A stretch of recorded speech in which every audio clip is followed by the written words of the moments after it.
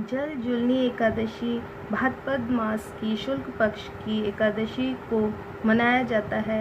इस एकादशी को हम पद्मा एकादशी, परिवर्तनी एकादशी और ढोल एकादशी के नाम से भी जानते हैं। इस एकादशी के व्रत को करने से मनुष्य को पुण्य, स्वर्ग व मोक्ष मिलता है और उनके सभी पाप समाप्त हो जाते हैं। इस दिन व्यक्ति भगवान के वामन रूप की पूजा करता है। उससे तीनों लोक पूज्य हो जाते हैं, सुख समृद्धि की प्राप्ति होती है। इस व्रत के व उपवास को करने से वाजपेय यज्ञ करने के समान पुण्य की प्राप्ति होती है और मृत्यु के पश्चात स्वर्गलोक की प्राप्ति होती है। इस दिन भगवान श्री हरि ने करवट ली थी, ऐसा कहा जाता है, इसलिए हम इसे परिवर्तनी एकादशी कहते हैं। मान्यताओं के अनुसार यह भी कहा जाता है कि इस दिन माता यशोदा ने भगवान श्री कृष्ण के वस्त्र धोए थे और पालना रस्म भी संपन्न हुई थी, इसलिए इस एकादशी को जल जूलनी एकादशी भी कहा जाता है। मंदिरों में इस दिन भगवान श्री कृष्ण को पालकी में बिठाकर ढोल बजाकर शोभा यात्रा भी निकाली गई थी।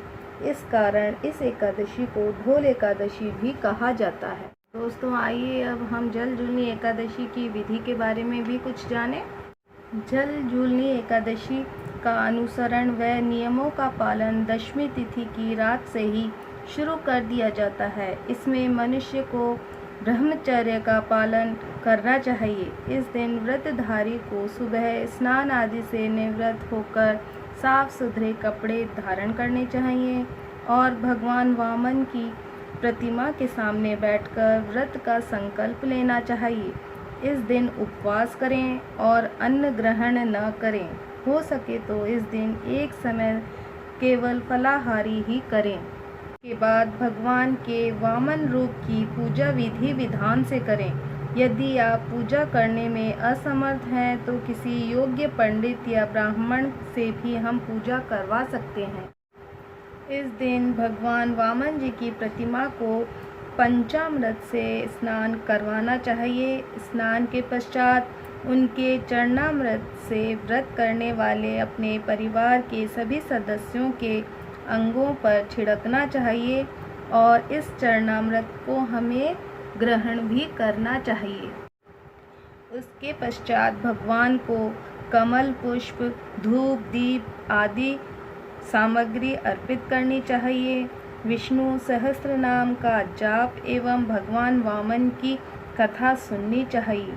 रात्रि के समय भगवान वामन जी की प्रतिमा या मूर्ति के पास ही हमें सोना चाहिए और दूसरे दिन द्वादशी के दिन ब्राह्मणों को भोजन करवाएं व दान दक्षिणा भी देने के बाद उनसे आशीर्वाद प्राप्त करना चाहिए। इस दिन जो मनुष्य विधि पूर्वक व्रत व रात्रि जागरण करते हैं उनके समस्त पाप नष्ट हो जाते हैं और स्वर्ग लोक को प्राप्त होते हैं। इस एकादशी की कथा के श्रवण मात्र से ही वाजपेयी यज्ञ का फल हमें प्राप्त होता है। तो दोस्तों, यह थी जल जूलनी एकादशी व्रत की विधि और उसके महत्व।